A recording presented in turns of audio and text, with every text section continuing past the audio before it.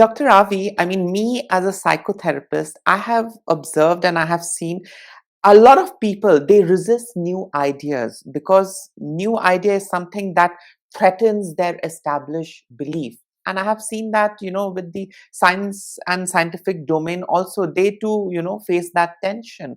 I would want to know, how do you personally respond to skepticism and even criticism that the search of extraterrestrial life is, speculative or unscientific?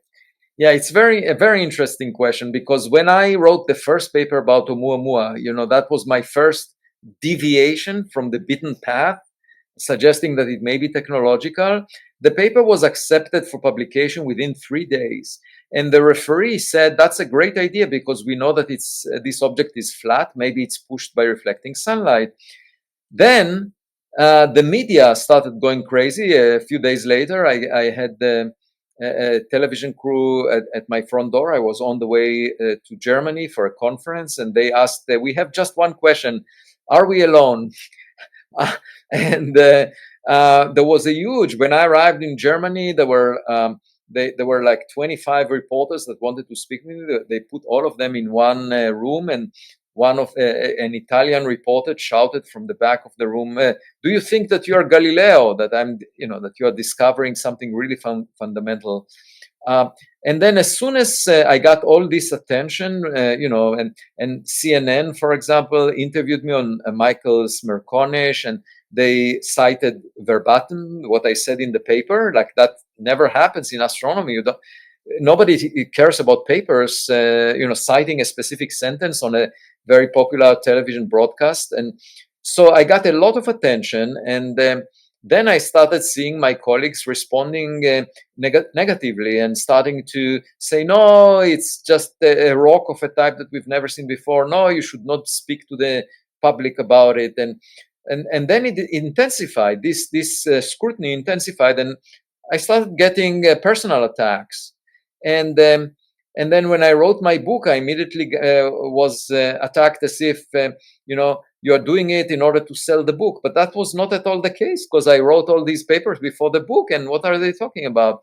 And then I went on an expedition after I discovered with my student an interstellar meteor. We went to retrieve materials, and then it became extremely hostile, because again, the media was interested. Netflix had a documentary filming crew following me, and they, it became like mud wrestling, because like there were a number of people in academia that started saying, oh, we don't believe the US government data on this meteor. And then someone else said, oh, they just went to the wrong place, because it could have been a truck passing near a place where they reported that they used some seismic data. But the point is, we went to that place not because of the seismic data. We went to that place because there was a fireball that released a lot of light that was detected by US government satellites, and they gave us the location. So that's where we went. But it's like someone saying that your sister has very bad qualities, but you don't have a sister. And how do you defend yourself? So there was all this scrutiny, some of it reported by even newspapers like the New York Times, and I wrote to the editor of the New York Times, if you report this way about a scientific project, why should I trust anything you say about politics? It's really terrible. They would say we went to the wrong place when we were guided by the light emitted, not by the seismic. And they said, that's what someone says. We just spoke to that person. We didn't speak to you because we had limited time. I mean, that is completely unprofessional. And then the colleagues intensified their. They would write papers that are referring to the materials we found without actually having access to the materials, and we analyzed them in the best laboratory in the world, and we did the most careful analysis we could. So, and then they started,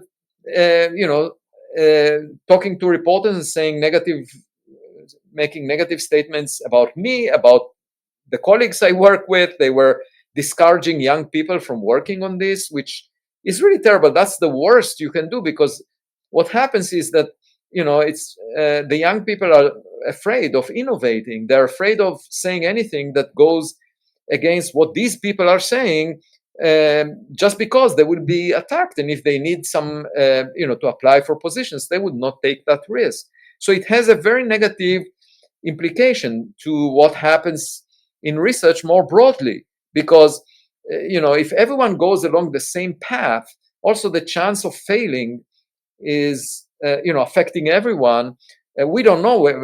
Many times in science, you don't know if you're going along a path that would lead to a discovery or not. So if everyone doing the same, then like everyone was believing in supersymmetry, a new symmetry of nature, and then after decades it was not found. So the entire community that wrote, I don't know, tens of thousands of papers mentioning supersymmetry, everything they wrote is irrelevant because we haven't found it in the Large Hadron Collider. So you want people to examine different paths because you don't know in advance which one would be successful. And if you are basically attacking personally anyone that deviates from what the herd is doing, you're damaging the prospects of discovery in science. That is really bad. And why would you make a statement about materials that you don't have access to when someone else is doing the analysis? It's just anyway. And the same happened with 3i Atlas when I made this. I can give you an example. There was a claim that they were, I mean, the comet experts were saying as soon as it was discovered, it's a comet and it's made most likely out of water. And then there were two teams that reported finding water. We discovered water. There were press releases, spoke to the reporters. I looked at the papers and I realized one of them, has very noisy data that has no signal in it. Okay, the second one was basing the assertion that they discovered water on some assumption about the level of reddening or dust extinction of ultraviolet radiation. And they detected a certain level of ultraviolet radiation and said, oh, there is a lot of extinction, therefore there is a lot of UV emission, therefore there is a lot of water emitting in that band of light. And I said, no, there are reports of much less extinction than these people are using. Therefore, they may, in reality, there may be much less water. And then bloggers were attacking me. How dare you? These are distinguished teams of researchers. They are experts, and you are not an expert. And I said, I look at the data, it's not convincing. Okay. So then 2 weeks later, after all these bloggers were attacking me personally, 2 weeks later, there is a complete report from the Webb telescope that detected with very large significance the emission, the spectral lines of water, carbon dioxide, carbon monoxide, showing that only 4% of the gas in the vicinity of the object is water by mass. Only 4%, and 96% is something else. It's not water. So, and the estimate for the water is 10 times smaller based on the Webb data that directly detected water. 10 times less than these previous teams were claiming. Exactly as I said, the data was not reliable. And so, it's really unfortunate, and it offers you a view of how science is being done. Now, what happens really when you submit a paper that goes against the grain, against what people are arguing, like you are suggesting something new? What happens to it is that at first the editor has an opportunity to look at the paper before the editor sends it to reviewers. And what I find nowadays is that the editors prefer not to take any risk. They say, we have a lot of papers coming in. We will not entertain ideas that deviate from what is consensus in the community. Therefore, they refuse to even review it. Okay? And the second thing that happens, if it goes to review, that there is contingency of people who are considering themselves as experts that would put obstacles as much as possible against, that block the publication. And then after the fact, after they block the publication, they would say, oh, this paper was not published in a peer-reviewed journal. Look at that. Because they themselves were responsible for that. Now, I managed to get all these papers published because, they made the valid statement. Eventually, I complained when the editor was not doing their job correctly, or I sent it to a more prestigious journal that accepted it immediately. Like there were situations where one editor would block it, and then I sent it to a more prestigious journal, and that would be accepted. And it shows you how the system is unfair, and it's sensitive to individuals who are basically maintaining the narrative that is considered acceptable or popular at the time. And then they make the argument, oh, it was not published in our journal, as if that is a blow against that paper, but they are actually responsible for not making diverse set of opinions known to everyone.